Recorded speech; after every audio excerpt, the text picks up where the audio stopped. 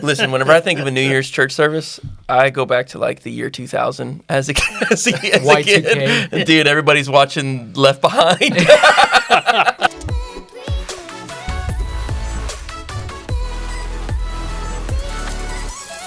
I heard that Shaq bought Reebok. He bought Reebok. Yeah. Dude, Did you know that? I did not know that.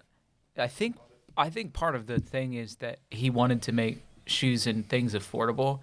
So like there's a lot of kids out there that couldn't afford the Jordans or whatever, so he made the Shaq shoes and took them to Kmart. Yep. You guys remember that? And then Reebok used to be an iconic brand. Yeah. And they really kind of fell off the wayside to some regard. And then Shaq actually wanted to kind of bring it out. Besides CrossFit, they have like a CrossFit division, I think, that was doing really well. Yeah. But, you know, their stuff's just not doing well. And Wait. you're wearing Reebok, so, When did Reebok fall out of? Man, I'm like so behind the times.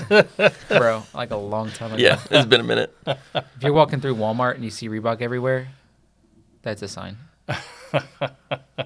Nothing against Walmart. Love Walmart. Yeah. I used to work for Walmart, so way back when. Tell us about it. Oh, gosh. That was. There's a reason why I don't really go into Walmart anymore. I'm sorry. It's not because it's bad. It's just like the trauma of it. It's like, not that I'm like super traumatized. I'm just using that facetiously, but it's like when you work in the unloading part, you're like unloading the trucks. Uh-huh. It's like hard labor.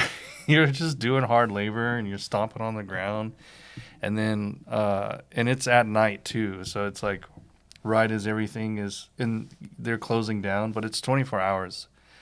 So you're right there just as it's going to like the graveyard, and you're just unloading this truck and then bringing everything out and putting it on the shelves and everything. So it's just a lot of hard work, and you see a lot of weird stuff at night at Walmart. I'm just saying. I think where Zach lives, which is where I grew up also, Walmart was 24/7. Now and it's just till 11 p.m. things got a little sketch. Oh my And God. things were, Yeah. I think, kind of crazy at 2 a.m, so they had to put the kibosh on it. Yeah. Well, there's a lot. They also opened up the opportunity for people to come and do a lot of panhandling around the area, and then Like so they the lady with the bell at Christmas? no, like people who are standing on the corner of the street and they have signs up and asking for money and stuff like that. And so there was like an influx of people who came in and started doing that. Oh, wow. And then they would come into Walmart and they would hang around, and sometimes they would sneak away and hide in different parts and like sleep around there. And there were that's some crazy. that there was a story that I was told. I'm not sure the validity of the story, but it was about people who were trying to like cook up certain aspects of drugs also in certain corners, and they would catch them on camera and then have to In Walmart? again. It was a rumor, so I'm not sure the validity of that statement. But I think we need to pray for salvation. Oh man. this episode is sponsored by Walmart now. This episode is definitely not sponsored by Walmart. If you like Walmart, go to it. If you don't, there's always Dollar General. On every corner of every street, anywhere. Oh my gosh. I actually like Dollar General because you can get in and out pretty fast. The thing about Walmart, it's like you go down into a swamp and you're into a whole parking lot, Oh yeah. and then you're spending 20 minutes just in the parking lot, and then you might as well be walking through like the world's largest mall, at least the supercenter Walmarts. So it takes time. Yeah, I mean it's like several different department stores under one roof, and they've only got a couple of people to run it. So it's pretty sketch. It's pretty sketch. I like Walmart. I'm fine with it. And they sell Reebok.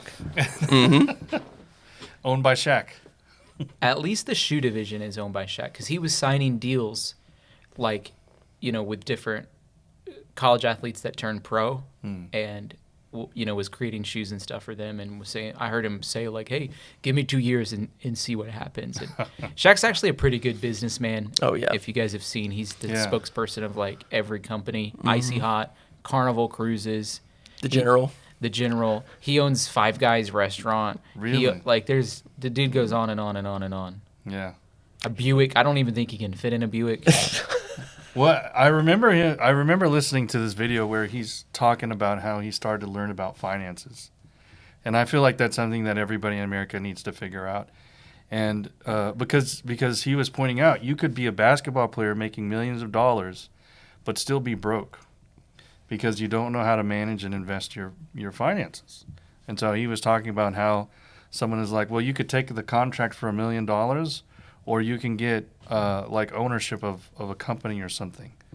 And he's like, that one piece of advice allowed him to make 10 times as much as that $1 million. Mm-hmm. So I think it's really cool. It's like, the cool thing about information or knowledge, like if somebody tells you something that's true and you don't know about it, it can change your life like that. Just the idea of it. And I think like that's the beauty of having somebody who has knowledge or an understanding of something and saying, yeah, here's how I did it. And it can help people, whoever grabs hold of it, Mm-hmm. He has a doctorate degree. Yep. So he's actually really smart. He's a Muslim, which a lot of people don't know. Oh, wow. Which is a very unusual tidbit of information about him. And he loves women's basketball, which I've been a fan of women's basketball for a long time, college women's basketball in particular. And way before it was like the it thing last year. Caitlin Clark. And this year it's not, it's not doing what it did last year. But he in particular went to LSU. LSU's one of my favorite women's teams because I really like the coach. Kim Mulkey's her name. She's a Christian. But she's a great leader. And I actually think we can learn a lot about leadership from great coaches because she's super smart. But he was like signing deals to some of those athletes when they're coming out and going into the WNBA. And actually, one of them, on their homecoming, he was like a stand-in as their father for the college homecoming. Yeah. So he actually gets involved in their life. And I think that kind of stuff is really cool. And I don't know, things we can learn from people that are not necessarily in our same faith stream. Yeah. How to treat people well. It's a very, very high priority for us now these days, where it's easy for people not to want to treat people well. Yeah. Especially if you disagree with them. Holly's always telling me, she's like, I'm nice. And I'm like, yeah, but nice isn't a fruit of the Spirit. Right. It's like there's that distinction between what is the fruit of the Spirit, what's the difference between being nice and being kind, because kind is actually a fruit of the Spirit. Gentle is too, but a lot of times, at least in the South where we live, people are nice, and what they say is not really what they mean. And that can be a really challenging way to live because you're not getting feedback that's important for you to receive. Kind is actually telling people truths. There's a friend that we've been working on some business deals with, and he has just great ideas and great ambition and a lot of forward momentum in a lot of ways, but also is impatient. And it's like every time I get a text or a call, I'm like, because I understand sort of the life cycle of things, and I'm patient and I'm waiting for opportunities at the right time. And I told Zach, I'm like, how do you tell somebody that when they call you, take a deep breath? It's not the nice thing to do, but it is the kind thing. Yeah. And there's probably a gentle way to do it. And then I just tell him, I don't know how to say it, so I'm probably not going to. But that's a part of discipleship, actually, right? Like, you talk about it a lot, Glenn, I see on Facebook. Like, this idea of allowing yourself to be opened up to people that love you and trust you and know you, that can speak to your blind sides. It's one of the hardest lessons, especially in our culture now. With, we call it the cancel culture. It's like you say anything that offends me, you say anything that bothers me even a little bit, I'm traumatized and I'm pushing you out. But, maybe this is something to think about. What we call trauma might just be healthy stress, right? Because there's such a thing as good stress, right? Like if you go to the gym and you lift weights, that's good stress. You're stressing your muscles and it builds the muscle. And I was watching this video where somebody was talking about the suffering that they went through. I think it was Yeonmi Park, right? She's that North Korean lady who escaped North Korea. And she was talking about all the suffering she went through. And when she came to America, she's like, I feel like I'm in a dream because I have everything. And then we here in America, we grow up with it. I've been through a lot of suffering and trials of my own, but I still consider myself very blessed to live in this country because of how much we have and the freedom that we get to enjoy. But when you grow up in it, it's like you're so used to it, you don't realize how good you have it. And part of me thinks like we need to experience the stress and the discomfort of certain things in order to grow and mature. And discipleship, it's really very similar to what fathers do for their children, right? This is why I think having a father and that masculine identity is so valuable to a family, is because more than anyone, a father is willing to tell their children, hey, don't do that. And their children are going to know that their father still loves them and that correction is not rejection. It's actually for their benefit. And a lot of us, we need that correction. And especially in discipleship, if you have any call in ministry of any kind, and what God is ultimately trying to get in you more than a platform or giftings or influence is actually that Christ is formed in you, right? Mm-hmm. You know, that's what, when you read Romans 8, we always love to quote Romans 8. He's like, for God makes all things work to the good of his righteous ones and those who are called according to his purposes. Because those he foreknew, he predestined to be conformed into the image of the Son. Mm-hmm. And so, you know, I think we're much more well acquainted with what that means now. But what it means is that ultimate good in your life is, it's not that you're healthy, wealthy, and well, though that'll come as a byproduct of living godly living, but rather that Christ gets formed in you. And sometimes that means suffering long. Sometimes it means you go through trials. Sometimes it means you get corrected because you're a knucklehead. Mm-hmm.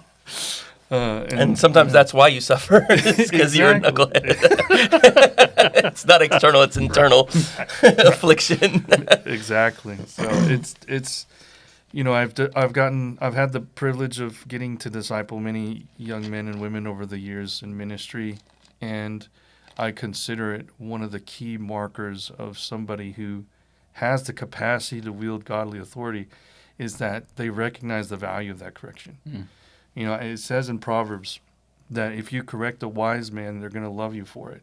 But if you correct a fool, and we've all experienced this, I'm not calling anybody out, but you heap abuse upon yourself, mm-hmm. you know, so. I know that often I'm in positions of, you know, like allowing people to have opportunity to speak at events or church or whatever. And that is one thing I'm kind of looking for. Mm. It's like, hey, are you willing to receive feedback in a way that you take it constructively, you know? And that's a good marker for me to say, okay, I can trust you with this little bit, and we can meet afterwards and have even a better conversation to help you get better. When those defense mechanisms go up, you're like, man, there's some things in that heart that probably still need to be dealt upon. Also, mm-hmm. when you're talking about stress and good stress and bad stress, do you consider it good or bad stress? And this is to both of you, seminarians, when you wait till the last second to do your paper.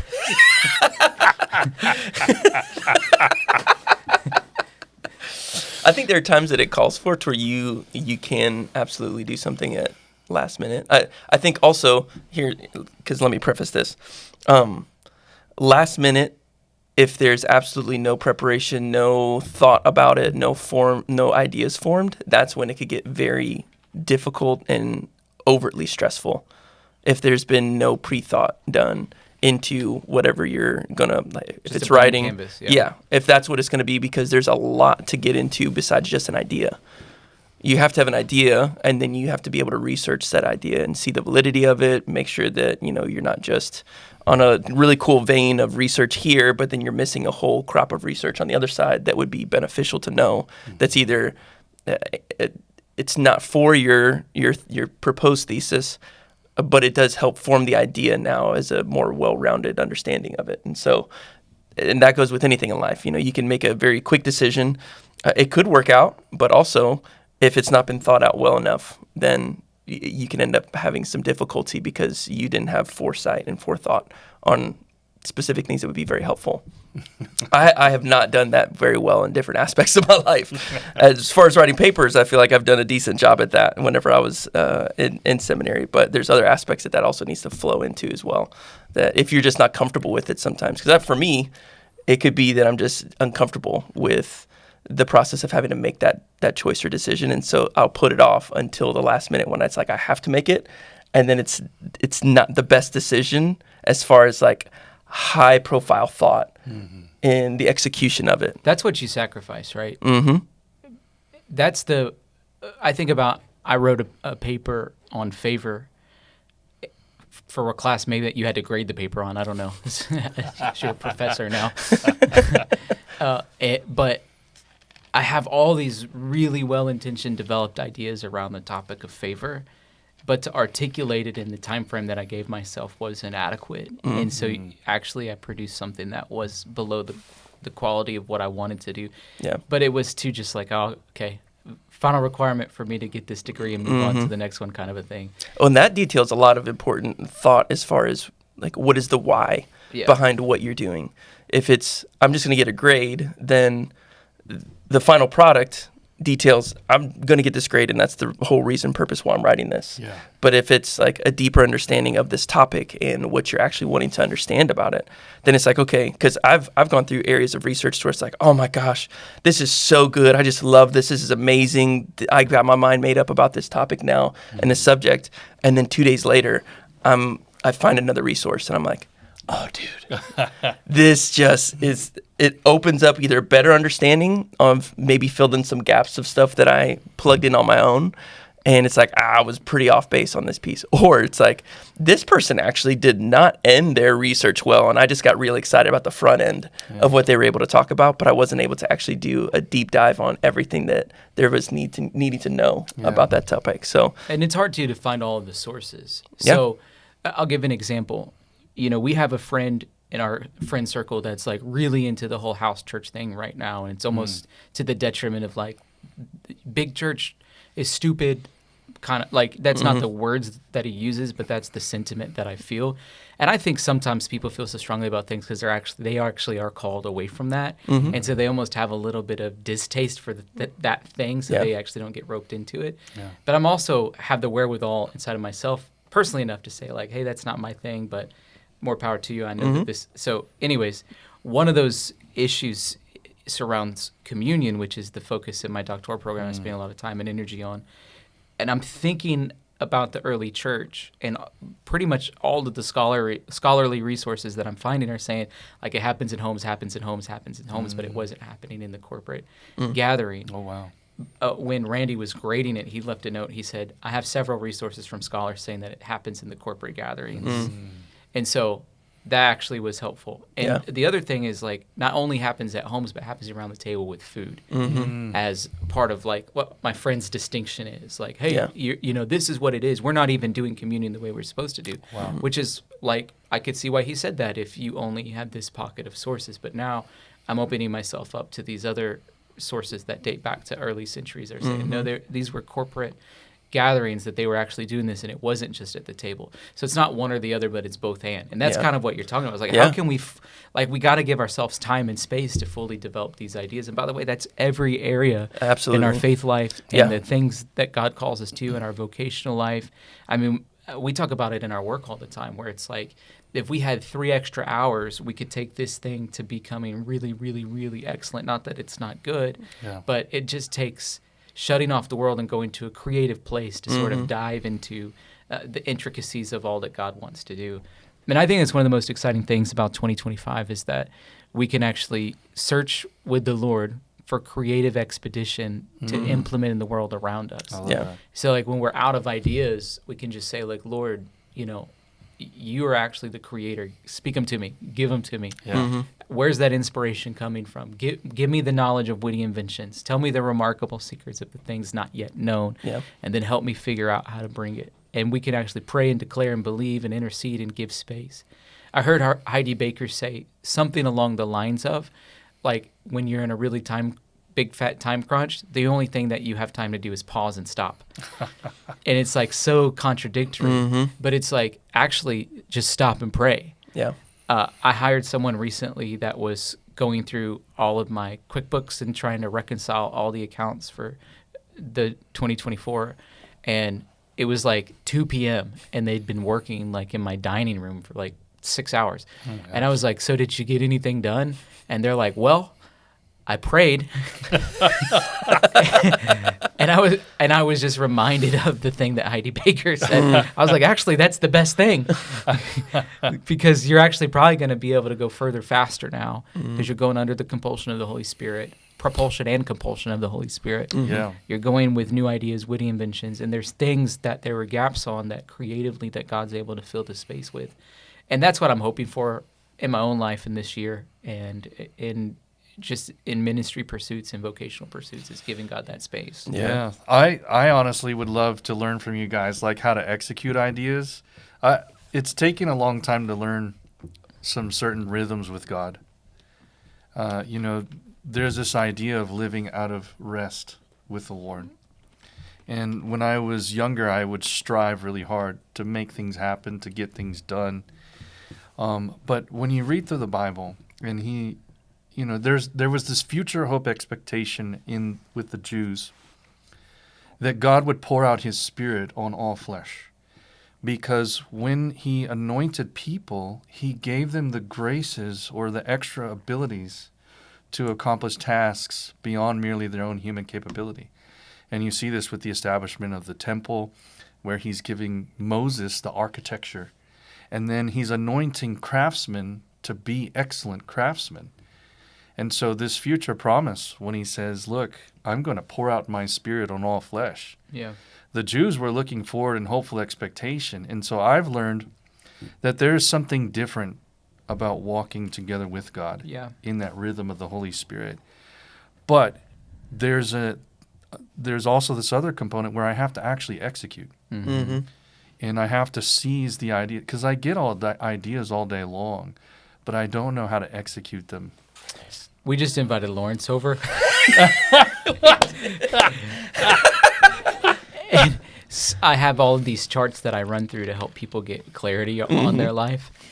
And so we were up till like 2 a.m, and I was like asking him all kinds of questions about this exact kind of stuff. I'm like, on a scale of 1 to 10, what is your relationship to change? Like I was like we went pretty deep. And then finally I was like, okay, it's like 2 a.m, we've hit a wall. Mm-hmm. It's something that comes to mind whenever you're talking about that. The process of being able to execute is, and something that I feel like we've started to do a lot more too, is collaboration. Collaboration allows you not to be the sole proprietor of whatever it is that you feel like the Lord is calling you into. Because I feel like sometimes we could get very prideful in what we're able to accomplish on our own. And maybe I feel like I might have a certain skill set that lends very well to a specific executable item, but it doesn't allow for growth to happen either if I'm just the only person executing on that item. And then also the thought process of rest, we could equate that to a lifestyle of laziness as well. Yeah. To where we're like, oh, I'm just resting, I'm just not doing anything, which that is an aspect of rest. But that doesn't mean that you cannot be restful while you're also being productive. Yeah. That's what I've found. When I'm in a place of rest with God, I'm actually 10 times more productive than when I'm like trying to like white knuckle it, And one of my favorite passages is Psalm 23. It's if we negate the aspect of the Lord being my shepherd and actually being led by him, then restoration of your soul is not able to happen. Yeah. And then you won't have the peace that passes the understanding of whatever is happening, so that when you're walking through the valley of the shadow of death, you're full of fear. Yeah. And you're full of anxiety, and you're full of worry and regret, and you want to move forward, you want to get through things, but you're just crippled and not able to accomplish anything that needs to happen. If you're going through the valley of the shadow of death, you're going from destination to destination B. And so you have to be able to get from one place to another. But if you don't have the restored soul to believe that the Lord is my shepherd, and if he's leading me through this place, if he's taking me to this area, then there's a purpose behind that. And so I'm going to trust him, and I'm going to walk through with excellence and everything that I can in this way. Yeah. And if that doesn't happen, if I don't have a restored soul, then I'm being led down paths of righteousness for my own name's sake. Yeah. Not for his name's sake. And so it then becomes a cyclical process of pride and ego that then doesn't allow you to accomplish the things that you do. Or if you accomplish them, you end up wounding others in the process because you don't care for them and their elevation and their craftsmanship and their purpose and their destiny and all those things as well. It just becomes about you and how you could be elevated. Yeah. So it becomes a very slippery slope. I always love it when he talks about Psalm 23. It's one of my favorite passages. I love it. I mean, it's so true. That is the battle of faith in a lot of ways. Mm-hmm. Is just learning that Jesus is a good shepherd.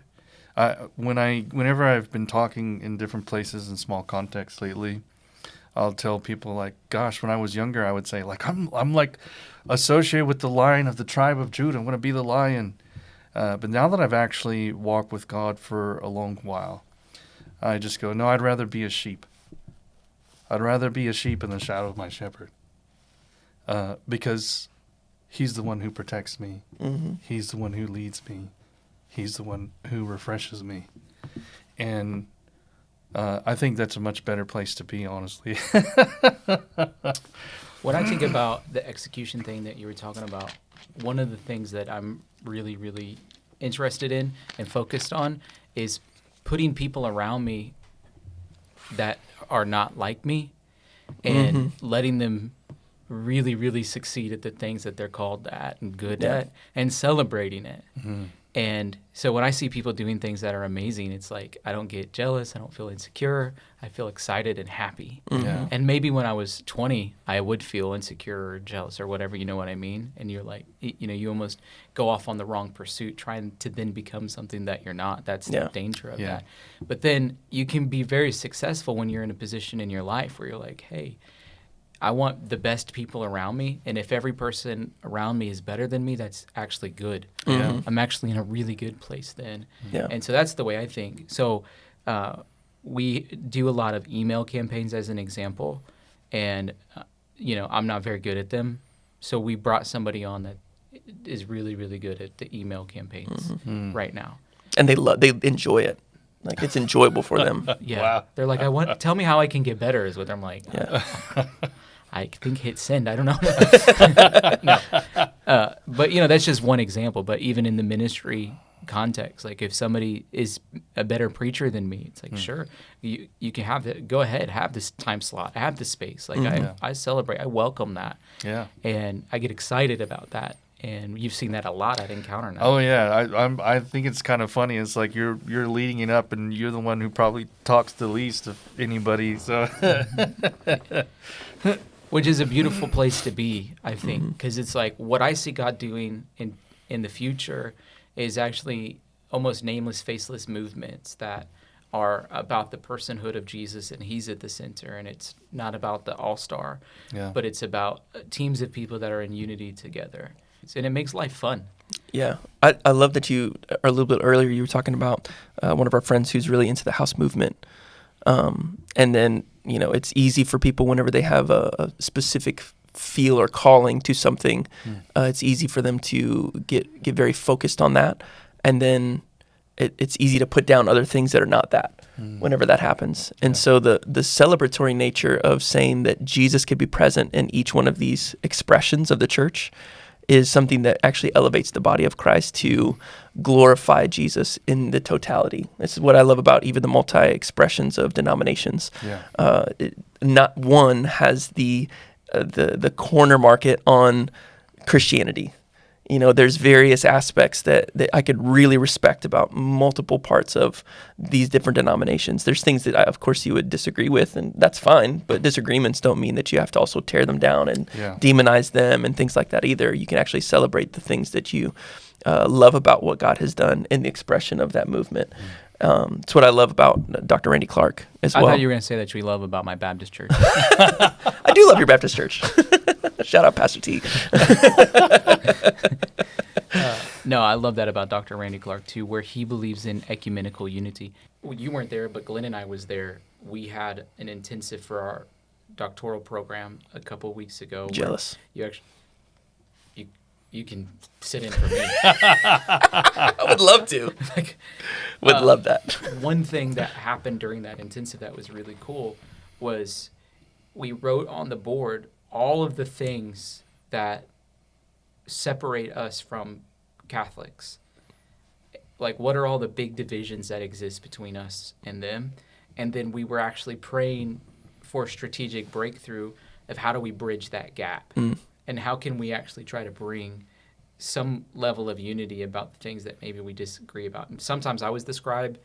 I can't remember if I was the scribe for that one, and sometimes Glenn was the scribe. But it's a class of like 40 people, and then for somehow Glenn and I both are the scribes for writing this stuff down.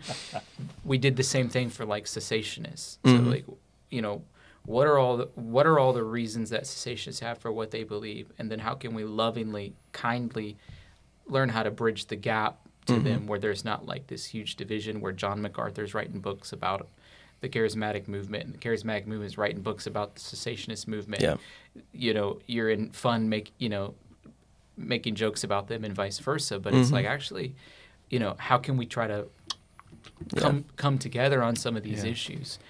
That's so important, and that needs to happen in the political spectrum. That needs to happen when there's any type of disagreements, really. It's like, how can people come together? That's living in community. Like, it happens so much, even within churches that are very similar to one another, even in their expressions of faith. But they're in the same community, and it becomes very tribal in that sense. And it becomes, you guys suck and we're better.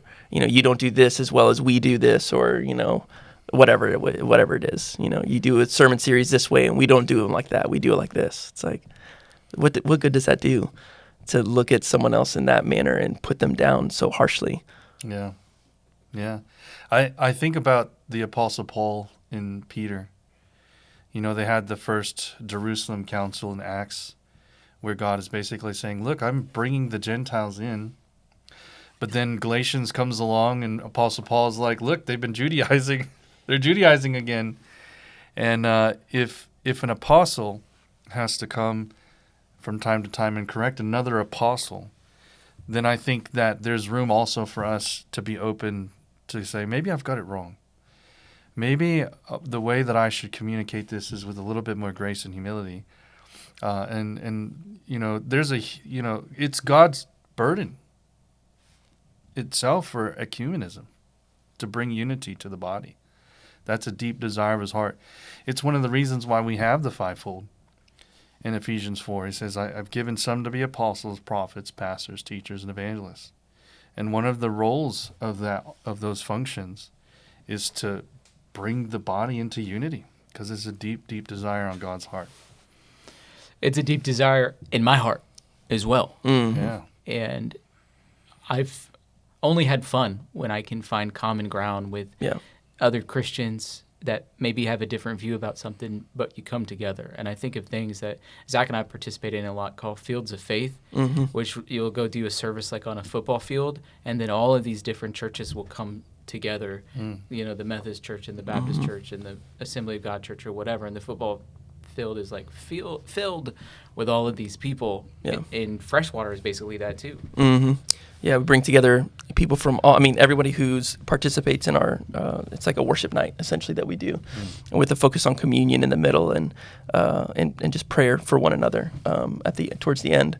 But everybody who participates as far as instrumentation and vocal leadership, all from different churches. Oh, wow. Like I think we have 7 different churches that are represented on stage. Wow. Or now we've been doing a lot of gatherings in like fields and just in around just random buildings and stuff like that, and just all the voices lifted up in one another.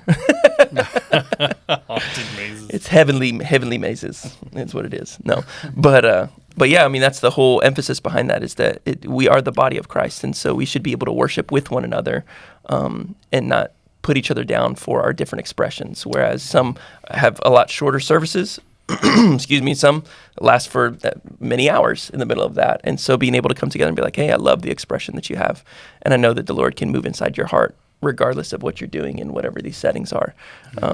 We were watching a service last night online from a church in California, and it was like 3 hours in, and the preacher was like, all right, here's what I'm going to preach about, the 4 levels of faith. I'm like... He's just starting? Oh my gosh. He's just now starting his sermon. It's nearly a 5-hour service. It was like 4 hours and 26 minutes. Something like that. Oh, that's funny. Which is fantastic. Yeah. I love that. Glenn, have you done anything fun lately? Snowboarding, skiing, tubing? I really wish I could go to Colorado right now and ski. What's stopping you? Or snowboard, rather. I don't know how to ski. What's stopping me? The mountains of responsibility. It's like I just don't have the time currently. It's like I have work still, and then even though the doctoral program hasn't started officially, I'm already For the semester? yeah I'm already pre-reading. When does it start? The 27th. I feel really good because I thought I was a week behind because Preston has been taking quizzes. Mm-hmm. So I was like, I'm waiting on Glenn to send me my to-do list for the semester. I haven't got it yet. So I was like, I'm already thinking about it. Like I felt convicted earlier. I was sitting doing my morning reading in the Bible, and I was like, we have like a week before it starts. I should finish, some more of these materials because I like to get ahead. Earlier we were talking about procrastination. And I've had so many conversations about procrastination with people. Some people say it's actually a strength. Like some people harness that mental energy at that last moment, and that's where they produce the best that they can. But for me, it does not work that way. It does not work that way. When I did my first master's class, I failed miserably. I turned in my paper. It was like marked up all over the place. And I was like, I can't do that. I got to fix this. And so thankfully, when I was doing my master's, they'd give us the syllabus ahead of time. I would read the whole thing, and then I would look at the final project. And I would immediately start on that final project because it was like a 20-page research paper with at least 10 works cited. So I would immediately just start working on it right away. I would get the first couple of things done like within that first month, and then I would just send it off to like the writing division, and they would send back edits and corrections, and they'd be like, here's how like I messed up on the formatting this last one a little bit. I would love to have somebody look at it and say, well, here's how you format it correctly, because I had that with my other... I'm not the person to help you. But to circle back around, I have taken on this mindset from the scriptures because I believe that God is worthy of it, is that I do all things as though unto God. So even if I'm at work, whether it's the smallest task to the biggest task, I don't think of it as like I'm working for a boss. It's like, no, I'm doing this to my Father's glory. And that's how I take all the responsibilities that are given to me that I feel like I should take on as responsibilities. Like I'm actually working for my Father in heaven. I don't work for dollars. I always tell people, look, money is a cruel master, and if you're constantly chasing it, you'll never grab hold of it. So work for God. Whatever you're doing, just work for His glory. And you'll find that He'll actually promote you and excel you far beyond what anything else can do. Don't you think in the middle of the mountains of responsibility, you should be finding ways to have lots of fun? Yeah, it's true. It's true. Yeah, sure. Yeah, it's true. Maybe this is fun for me. I'm planning to go visit Charles in Florida. That's what my fun thing is. That's your next fun thing? Yeah, that's what I hope to do anyway. Okay. Good. I like having fun. I've been on some trips lately. Went to the Smoky Mountains. Let's go. I was a little bitter because it was like a week before the snow came in, and I just desperately wanted them to be covered in snow. So I'm like, I have to go to Lake Tahoe or something before the winter's up. Oh, yeah. When Danielle and I first got married, we have a buddy of mine who's my old college roommate. His church, they have a retreat that they go to, and they can like reserve time as a pastoral staff at like once a year or whatever. And so he's like, hey, we have the retreat like house to ourselves. If you guys want to come up, there's like 3 levels, so you guys can come, and one of our other college roommates can come too. We're like, oh, that's sweet. So we go to Breckenridge, Colorado, and it's like, oh, this is gonna be really fun. We get there, and it literally like blizzards on us. So we pull up into Breckenridge, and it just starts coming down. So we get snowed in, and it is gorgeous. I mean, it's just absolutely incredible.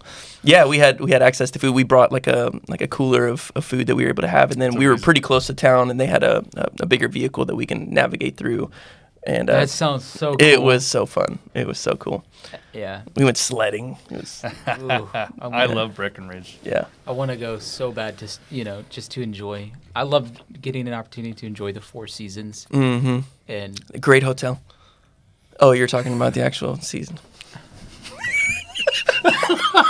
tell me when you've been to the Four Seasons hotel. Out of three of us, I'm probably the one who's been to the hotel. You were the one that said you loved the Four Seasons. I was like, oh, the hotel. Yeah, you like that? It's good. Oh my gosh, bro. It is a nice hotel. Yeah. That is so funny. But no, I just, summer, fall, winter. Spring. For Thanksgiving, I went to Florida, and it was like the transition between summer and winter happened overnight. Yeah. So we were there like Tuesday through Saturday. Tuesday, Wednesday, absolutely perfect weather. It felt like it was July, and the Lord had given us Florida to ourselves. Holly and I were on a boat. My friend had rented a boat. We found this like abandoned island. So we had like this island to ourselves for the day. It was phenomenal. Thursday was Thanksgiving. Obviously, Thanksgiving's on Thursday. The weather was great, but we were like, Holly burnt a turkey and stuff.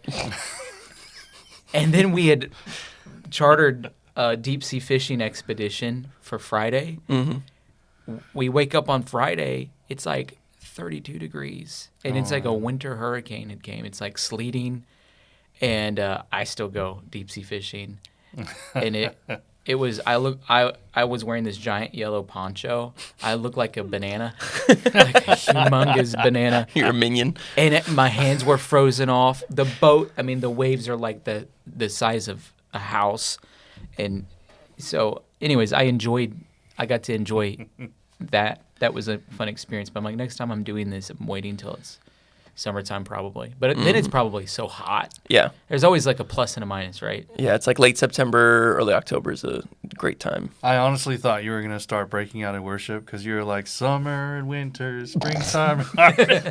Is there a worship song? Great is thy faithfulness, Lord. In every season. Exactly. I was like, is he about to break out in song? Well, I encourage you to find some fun things to do. Mm-hmm. Yeah, I was asking a friend of mine. He's one of the pastors at the church I go to. I was like, "What do you do for fun?" And part of me was like, "Well, when you're a minister and you have like a ministry bent, ministry is fun. You just like ministering to people. You like shepherding." Mm-hmm. That's like our New Year's thing that we did. I was trying to get TJ and everyone to come, and they were like, "What are you gonna do?" I'm like, "Well, everybody's coming. They've prepared their vision for 2025. They're going to share it. They were going to pray over them." And TJ's like, "Yeah, that just sounds like work." And I'm like, "This sounds like fun to me." I'm like, I had an 8-point PowerPoint slide presentation that I put up on the screen. Everybody else was just like, "Well, I think of it," and he pops out the computer. Is like, "I got a presentation. I'm gonna give y'all." I was like, He did come to check into work, but but that's fun. I get what you're saying because that stuff is fun for me. I love like hearing what people's visions are. How can we partner with them in that? Mm-hmm. Like, what are some maybe misexpectations they're setting their heart up for that we can kind of. And then, we're praying, giving them words from the Lord, Bible verses that are coming to our mind. What a great way to usher in 2025. Yeah. Although I will say, we probably could have all went home at 10 p.m. and been fine with it. We just suffered through to midnight just for the sake of it. We stayed up until almost 5 o'clock in the morning, moving in into the new year. Oh, wow. What were you doing? I was in Kansas City with a couple of my old college roommates and all their families. They all have kids. We all have kids the same age and stuff like that. So all the kids were playing. Lyric was up till 5. Oh, bro, she is a night owl. Oh, my gosh. She gets a lot from my wife, but she gets that from me. we are night owls for sure, and we can steam it out for a long time. It's funny. Yeah. I love New Year's church service. I'm not going to lie. When a church goes, we're going to praise and worship and pray until the new year, I'm like, yes. Listen, whenever I think of a New Year's church service, I go back to like the year 2000 as a kid. Y2K. Dude, everybody's watching Left Behind.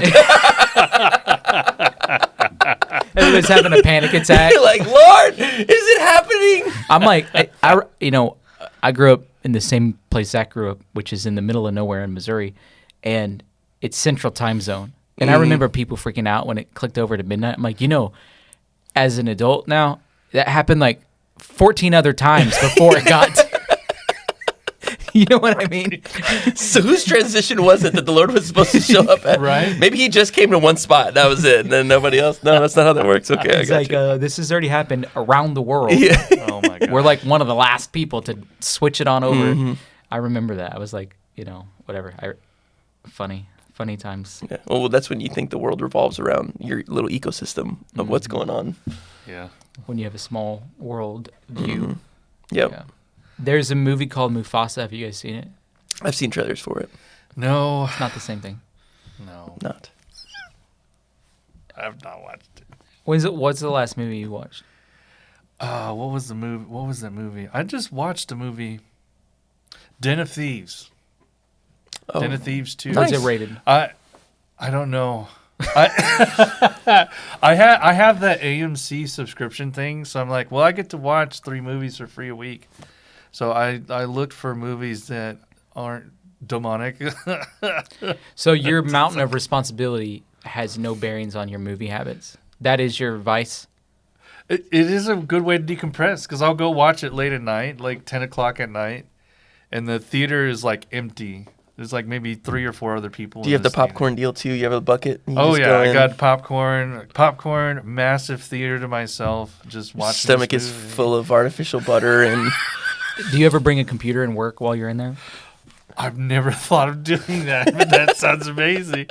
That sounds amazing. That's bringing your mountain of responsibility into your getaway zone. So Maybe I should do that. I don't know if I'd recommend it. He's giving me bad advice, folks. Teaching me bad habits. The last movie I watched was the greatest Christmas pageant ever, which I'd already seen it because our church hosted the premiere for it, actually.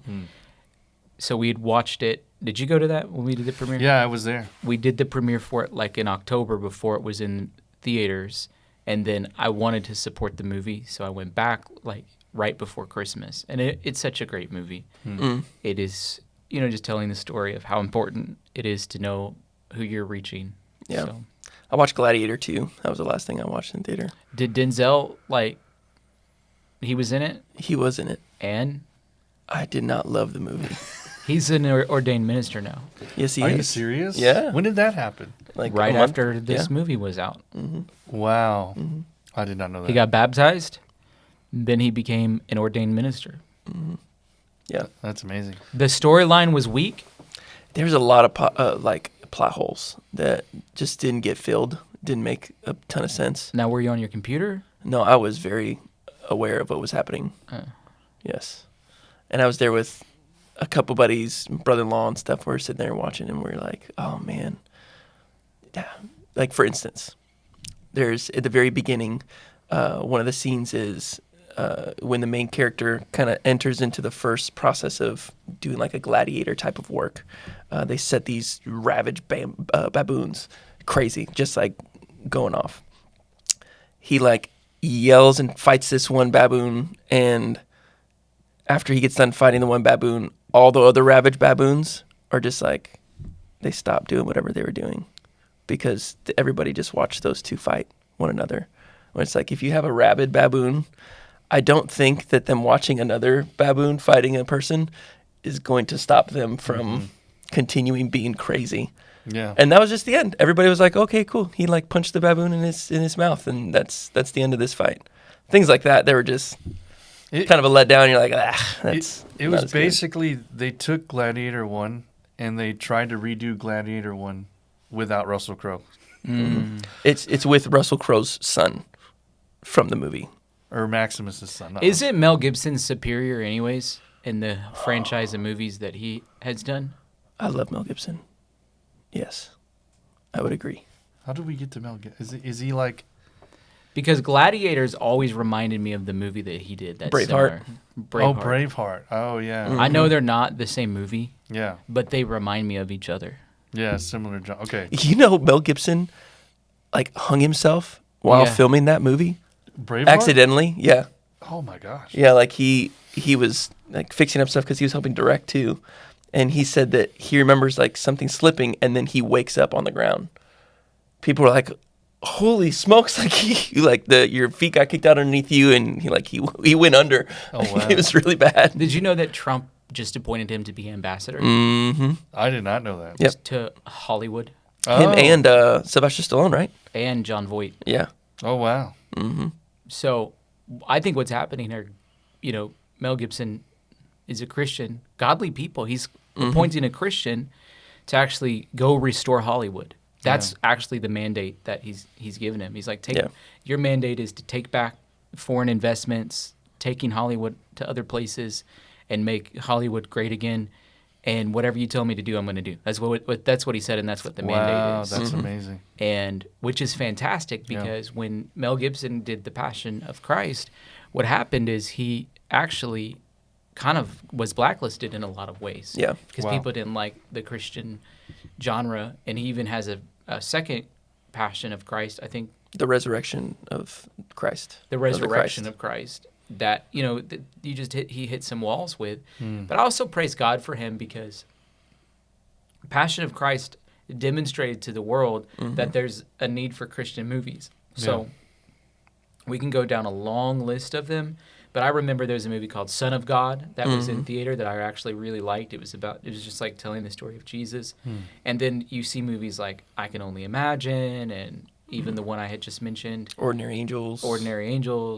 The Christmas one I just mentioned, Greatest Christmas Pageant Ever. These are all really well-performing movies. They have I Can Only Imagine 2 coming out now. Oh, wow. I forgot what it's called, but they're going to basically, I think, follow the story of the band of what happened after that song. Yeah. And Unsung Heroes, another one. So you just go down movie after movie after movie after movies performing well in the box office, and it is because of, I think, Passion of Christ really paving the way. And then you have like shows like The Chosen that just is another kind of iteration of I was trying not to ways. mention that one, but okay. You mentioned it. Oh, excuse me. Should sorry. we watch it because it's Mormon? Oh my God. Mormon? Yeah. Are we, I love watching it. It's did they great. tell us that we're getting our own planet somewhere in there? Yes, they do. No, they don't do that, but it is Mormon. It's a Mormon project, essentially. Not Dallas Jenkins, but the other people behind it. Well, And there are concessions that they've made that would contradict what we would believe. But it would be a very narrow thing not to just, I guess, eat the fish and leave the bones on it. yeah. You can choose what you want. Yeah. I mean, they're no longer with that. That's true. I mean, they split and did their own thing. Starting now, they are not Mormon anymore. Oh, wow. I think. Yeah, I mean, I don't think that they have been. It's just the network that they were doing that show with was. And so they are not. But, I mean, I'm so excited for the stuff that they have coming out soon. They're doing a whole thing on Moses, like a whole series on Moses. They're doing another one on Joseph. Wow. Then they have an animated series that they're going to be doing too for kids, like a really cool kids show. What would it take to get a Gladiator production style of like King David's life? Like, I think $300 million in budget. I would love to see it.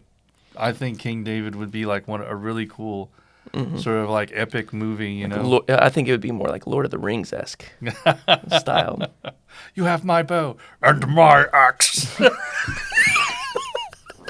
Keep going. You ever do that when you're a kid? That's Never. I've never. You watch When I was a kid, I played basketball. All right. Zach played football. I played basketball. I don't know. That's what you did. we would get together, watch one of those movies, and then turn the volume down and do all the voices for the characters. I've never. That was my first time.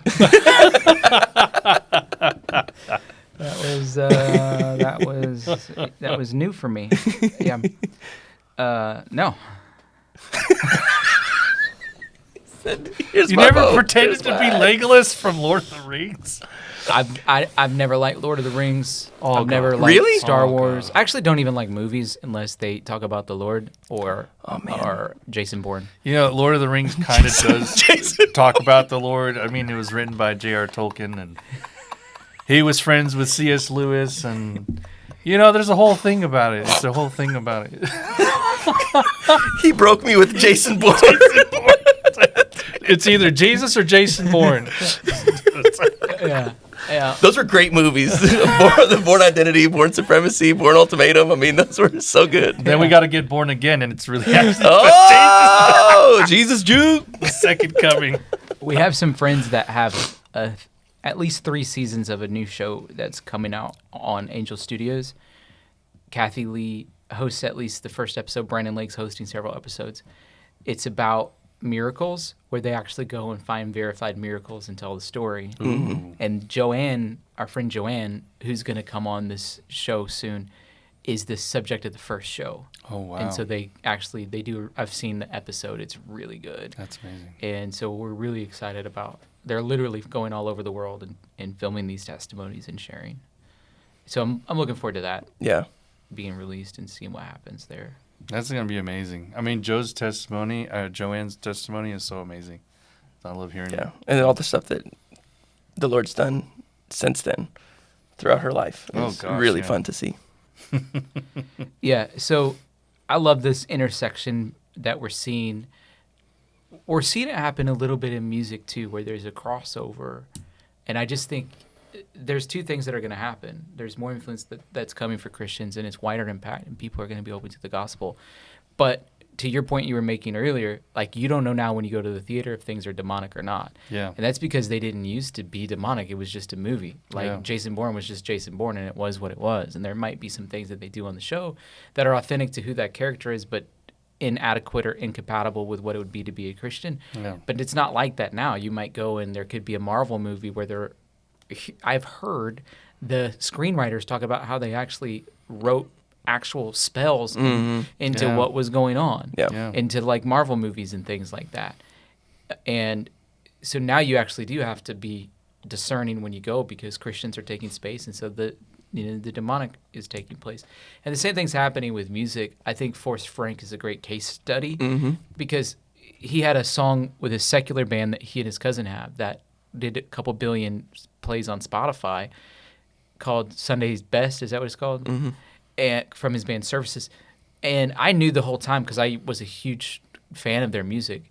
I told my friends, I'm like, I'm pretty sure this is like Christian undertones. The whole everything that I'm listening to. I remember you telling me about it. And then people are like, I don't know. And then, sure enough, before too long, Forrest Frank came out with what he came out with, and he's like the biggest. He's like going and filling stadiums or I wouldn't say stadiums, arenas as a Christian artist now. And so I think we're going to start to see that kind of stuff flow into the mainstream, and that we're taking that creativity back. It was rightfully ours to begin with. Yeah. Not that other people don't have giftings from the Lord, but all creativity should come from a divinely inspired place. And the world should be getting ideas from believers and not the other way around. Like, we should quit mocking the world or mimicking the world, and they should be trying to be like us. Yeah. It's called evangelism by jealousy. Like, you live your life in such a way that's so attractive to people who don't have what you have that when they ask you, you're prepared to share the hope of why you have it.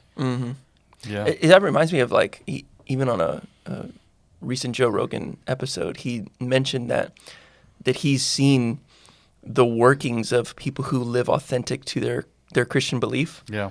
He was like, they're some of the happiest people and some of the most joyful people and some very rooted and grounded individuals. And it's like, if you see the authenticity of that on display, then you'll notice that there's an allurement there's something to this that I'm not seeing in my own life. Yeah. And it's making me curious enough to now explore the potentiality of what this could look like. Yeah. Maybe even for me.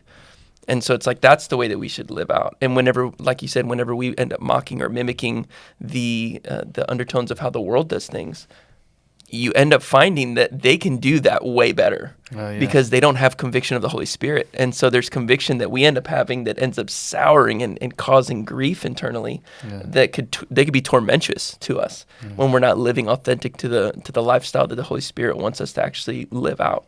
And so there's always like a governor that's on that to where we're not able to fully move into that area because it's inauthentic to who we represent. Yeah. Yeah.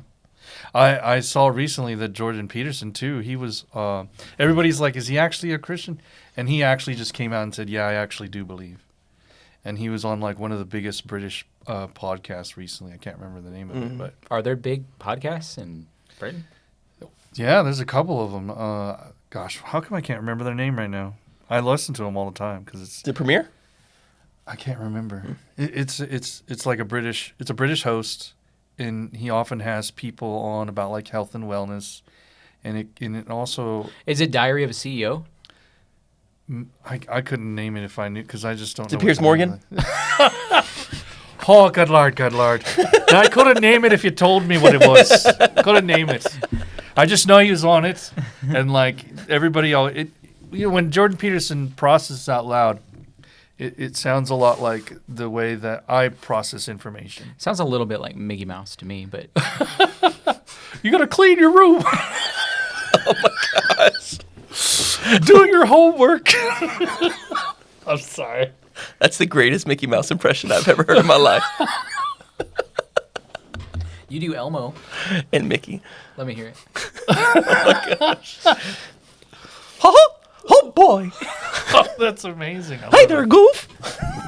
Oh gosh. What does this become? We're gonna get copyright infringement for Disney. You make Mr. Happy. That's amazing. So dumb. Mickey Mouse, there's no copyright anymore. Oh yeah, that's right. Because he's 'Cause he's old. Yeah, he's too old. We could actually sell Mickey Mouse merch if we wanted.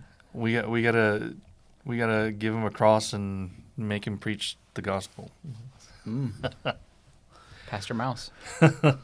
You gotta believe in Jesus. I love your Mickey Mouse. This show is taking a turn. Yes. This show is nosediving. With the quickness. Oh, that's amazing. What have you been doing that's fun lately? I love being with people. So just getting around different individuals in different places and spaces is the most fun to me. Mm-hmm. So prioritizing spending time with people is something that really draws a lot of fun. And just in my perspective, I could be literally anywhere as long as it's with quality people. I have a really good time doing that. Man, you're so much like me. That's crazy. That reminds me of a story I need to tell you. What he's talking about right now. So like last week, Zach was in Nashville. We were working on some business deals, and TJ had just bought a new car. I'm not gonna say what kind. I was gonna say a very nice car. Is it a Bugatti? Yes. And so he really wanted, like, he's been asking me for like a week and a half to go ride around with him in this car, and I had agreed that I would do it. Like, he was gonna come pick me up and then drive me around for like, I don't know. That was what he wanted to do, him and Shauna. And so I told him he could do it. And then I had an issue come up with my work, and I had to get on a plane, and so I had to cancel. So then I come back into town. I think I've been going like there and back a lot lately in the same day, which actually is nice to just. That I love nonstop flights for that reason, where you don't have to have the layovers. Anyways, so I get back, and then so I have to just say, hey, you name it, we'll come hang out. And so then he said it's like 9 p.m. and he wanted us to go to Franklin to go meet up with him at a cigar shop. And so the last time I did something like that, the last time I even went to a cigar shop was with you. Yeah. And we ran into that guy who's the knife maker. Yeah. Who's going to come on the show. Oh, awesome. This guy we ran into is like one of the most famous knife makers in the whole world. And he's a Christian. And Preston was with us, and Preston like really looks up to him. And in fact, we had drove all the way to Georgia one time to try to meet him so that Preston could show him his knives and things like that. And so the fact that he's just casually at this cigar shop was really cool. And then he invited us to come by his knife stand. And I actually have his knife in my pocket right now. And so anyways, so we go to the cigar shop in Franklin. And when we get there, well, on the way there, there's certain music I hadn't listened to since we had them at Encounter Night, the Healing Project music. Oh, yeah. And so I would just tell Zach, I'm like, I just feel like listening to Healing Project. And I'm just like, I hardly ever even play music in my car. I'd say less than 10% of the time. So I'm playing music, and then we get there, and there's a bunch of cowboys in the same car that TJ has. There's 2 of them. The same color of the car and everything. Anyways, so then we go inside, and Zach's like, that's Antonio. I said, who? He said, Antonio. I said, no, it's not. And Antonio's the guy from Healing Project Music that plays the cello, his wife. Oh, wow. Him and his wife, Antonio and Allison. And I thought they are like in charge of the music or something at Bethel School. And so I thought they lived in California. And I was like, that's not him. And he's like, I'm telling you it's him. So I was like, Antonio! And then he was like, hey! And so that was really cool. We ended up spending the whole evening until they kicked us out of this place. What is it with you and cigar shops, man? Antonio and Allison were in there. TJ and Shauna was in there. And we had the best time. We talked about real estate. Antonio is going to come on the show now. We just had a great time. That's amazing. It was super fun. So that's an example of what you're talking about. It was like a surprise moment. Yeah. Yeah, I love getting to do that. And then even like going to Kansas City over, the New Year's and like seeing those group of friends, and like we would sit up each night. We stayed up absurdly too late, but it was so fun just because, you get to spend time talking about things that matter in life, things that don't matter as much, just, fun, extracurricular things, whatever. And then getting to do that in these various contexts, getting to sit down tables like this. I mean, we had Lawrence over the other night. That was just super random, but that was a good time too, So getting to just have those moments of just connection with others, seeing how they're doing, just enjoy being around, having company. That like fills my tank when I get to be around people like that. Yeah, Lawrence is like, well, I could use a little more clarity in this season. And I'm like, okay, well, I can help you. And so then we went on this exploration of his life with him, and he did a good job. But there's a lot more that we didn't have time to accomplish because I was getting tired. I must have called you randomly while you were talking because I had his backpack in my car. He's like, "Can I call you later?" It was like, oh, that's funny. He didn't text me until I was already asleep. I love Lawrence. He's awesome. Yeah, he's cool. So what you're saying is that we all need to go on an adventure and get people together and like. My next adventure is going to be a communion retreat. I'm actually going to, I think, rent like a large house in Gatlinburg or something and have people come. And then I actually am going to have them do like a survey before they come about what they think about communion and what they believe and what they feel and all this stuff. And even spiritual questions like, what's your nearness to God right now? And then actually spend 2 or 3 days teaching on communion, experiencing God in that way, and then do a post retreat survey and just see like what are the effects of actually being intentional of communing with God in that way, because I think communion is a super secret, not so secret, but is secret that people don't know the power that it has, way to overcome whatever you're going through, physical, emotional, vocational, financial. And when I'm advising people that are in the middle of crisis, I just tell them, like, you could take communion every day, and just taking 3 minutes to actually stop the world and become one with Christ.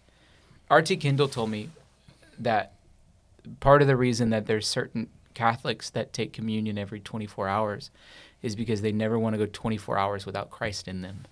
So they actually think, it's like they think it takes 24 hours to process it through their body.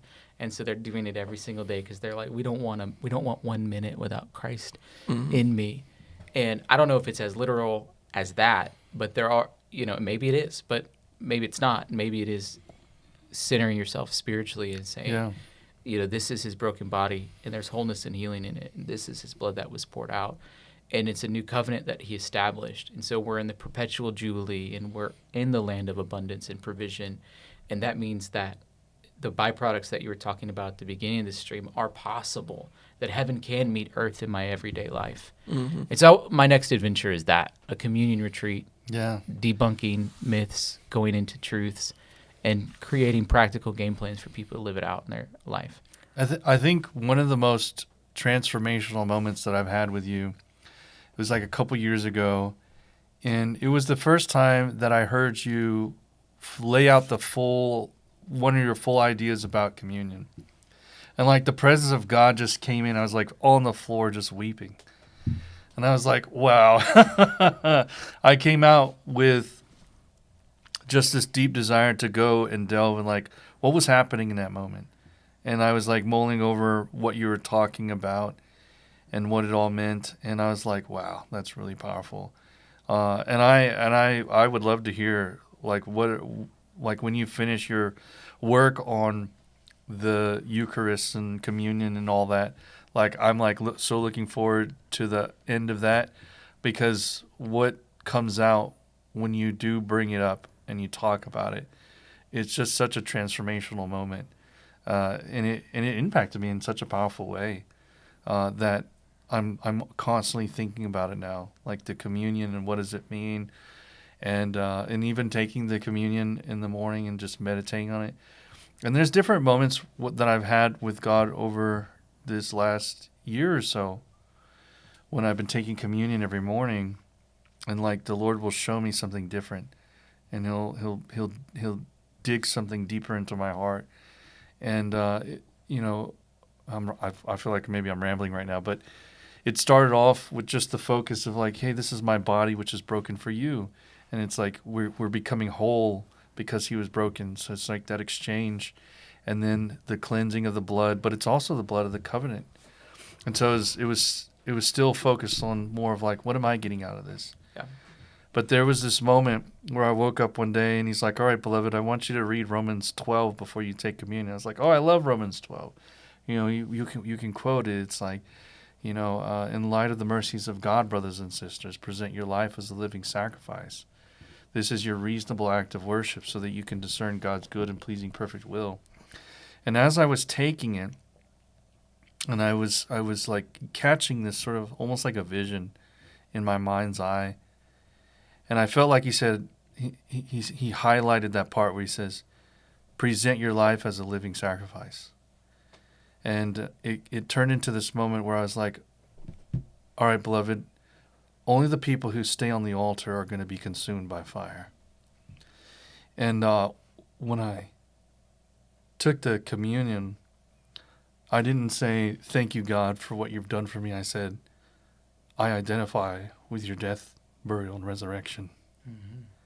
And it's no longer I who lives, but it's you who lives in me. And I present myself as a living sacrifice, just as you were a living sacrifice. Mm-hmm. And so it's more about giving him the honor, giving him the glory. It's like this is what he's after, that his kingdom would come onto the earth. And I don't have the full thought yet, but it's almost like to see God's kingdom come, you have to be willing to let yourself die, mm-hmm. so that only Christ is what's coming out. Yeah. And that journey, it's having me look for all the places where my flesh is still alive. Yeah. It's like you in sanctification, you're after it. You're like, I want to be holy. I want to be set apart. I want to actually follow my Father in heaven. But there's still areas of pride. There's still areas of still me, my flesh, wanting to come forth. And it produces death in your life. It takes away your peace. You might lash out at people. I always tell people that the devil's always attacking, but only the vulnerabilities are the ones that get through. And the beautiful thing about that process is that the attacks that get through, it shows you the areas that God wants to heal, mm-hmm. that he wants to mature. When that accusation or that pain comes in, it's an opportunity for you to go before God and say, okay, what in here needs to be healed? What sins do I need to repent of? Where do I need to mature? And so it's been a wonderful process of just learning and growing and understanding, like, this is one of the ways that God works. Mm-hmm. So, When you look at that passage in Romans 12, it reminds me going back to the creation story where you see how Jesus is the second Adam, and how Adam, if you look at some of the language that's used there, whenever Adam was made to go to sleep, and then from his body, from his side, the woman was formed. God could have scooped up dirt, formed it, blew into the nostrils, and then created woman. But he actually presented union and unity as a bride, just like the body would be the bride of Christ, to where that language of going to sleep is nearly that of going to death, going under. oh, wow. And at that point, Adam was sinless. Sinless Adam, then from his side, which he would be pierced, he would be opened up and then pulled out from, to be created into something that was new for Eve to come. And then they were both man and woman at that point. Wow. So Jesus had to come, he had to die, he was sinless, he was put down and then was raised up. But he was also pierced and wounded for our transgressions. He was bruised for our iniquities. And so by those things, we're actually healed, so that now, as a new creation, we are now standing not guilty because he has taken that place for us. Yeah. So it's not an other than Christ. It is through Christ that we receive healing. It's through Christ we receive salvation. It's through Christ we receive deliverance. It's through Christ that we have all these aspects. And so when it says, therefore, brothers, I beseech you by the mercies of God to present your bodies as a living sacrifice, holy and acceptable, or holy and pleasing unto God. And that's your spiritual act of worship. It's the holy and acceptable comes from the submission that we have to Jesus. Yeah. Present your bodies. If I give my body to him, again, the Lord is my shepherd. Yeah. If I truly do see him as the one, as my guide, as the one who is my everything, my savior, my mentor, my healer, my all in all, that's all you're my all in all. It's like, if we see him in that light and we understand the fullness of what it means to do that, then we can then fully present ourselves holy and acceptable. Yeah. And worship is the reflection of what his attributes and his current realities and what it means for him to be God. Yeah. It's just a response is what we have. Yeah. So worship is hearing God and obeying what he's proclaimed and what he said. Yeah. And so it's recognizing his voice enough to then be able to obey it and then walk out. And then that's what worship ends up being, is the reflection of his words that have been purported to us. And so I'm able to actually give a full representation of laying my own self onto the altar in that moment, because a living sacrifice is something that people congregate around and see, what is this unto? Not, this is something that I need to be. Yeah. And so that sacrifice that we have is actually something people love. Fires. I love going around bonfires and sitting around campfires and stuff. In that manner, it's like, oh my gosh, this is the most enjoyable process that we can actually go through, because I am dying to self, and other people can see that it's more like an icon and not an idol. Yeah. So the icon points you towards the direction that you're supposed to go, whereas an idol points it to itself. And so I don't want to be an idol. I want to be an icon to where you just understand I need to go that way. Yeah. And that's the way to where I need to go on my final destination. But that thing is not my final destination, or that person is not. Yeah. It's Jesus. I love that. It's passage. all Jesus. Mm-hmm. When I think about some of the aspects of communion, which you guys are eloquently describing, I don't think a lot of people understand the many facets that are actually involved.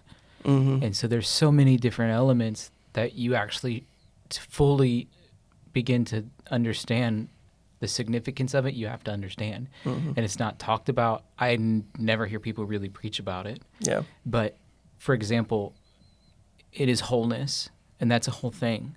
What does it mean to have brokenness and empty yourself out? Yeah. And it is healing. And it's a remembrance of what happened, but it's a celebration of the resurrection. Mm-hmm. And there's power in that, because the same power that raised Christ from the dead lives in us. Yeah. And it's also when Jesus is at the Last Supper and he's drinking the cup, he's drinking 4 times, and they're celebrating the fact that the angel of death passed over, and then the fourth drink is celebration that they were released into their promised land. So another aspect of communion is this is Jesus saying, I have a new covenant with you, and that new covenant is a declaration that you're headed into a promised land that I've given you, which means your destiny is attached to this thing. And if there's things blocking that, communion can actually break the block. Wow. So that I could list 100 things about communion that need to be talked about that are not talked about.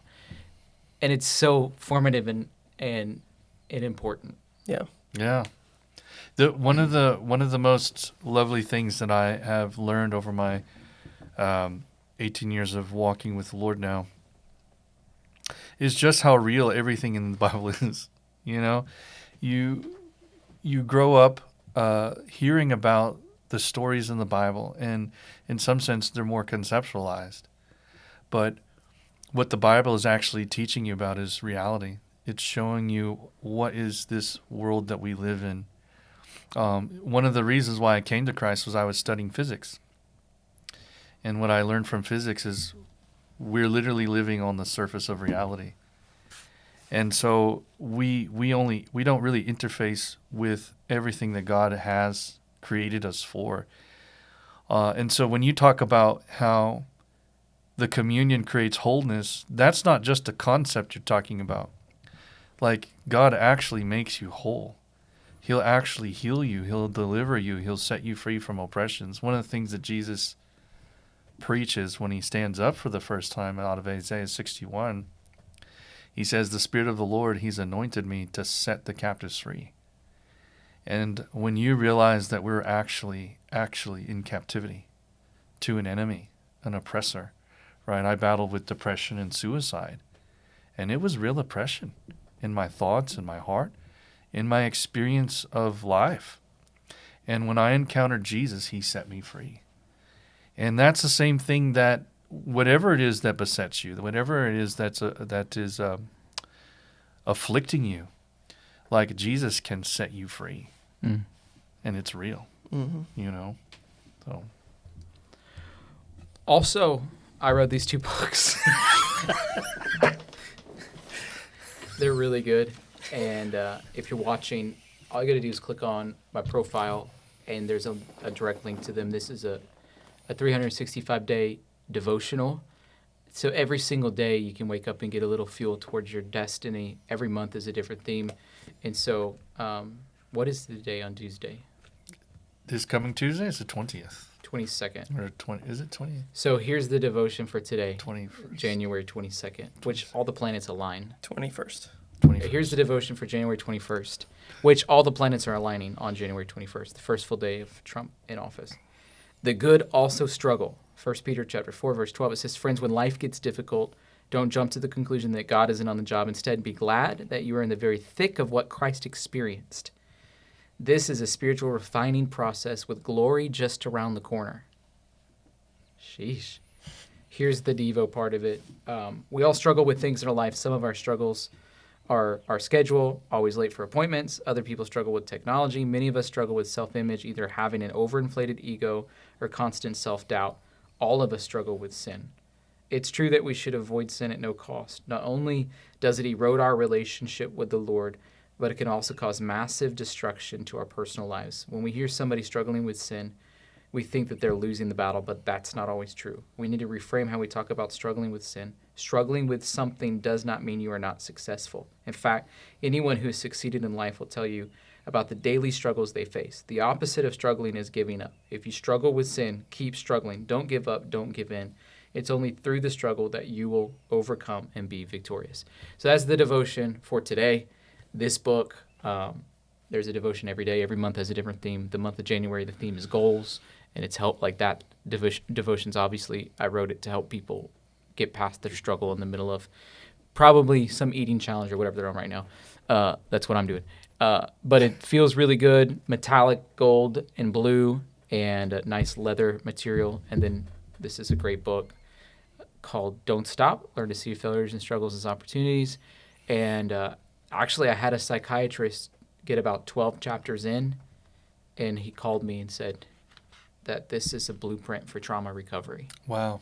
And it was designed by me in a really systematic way.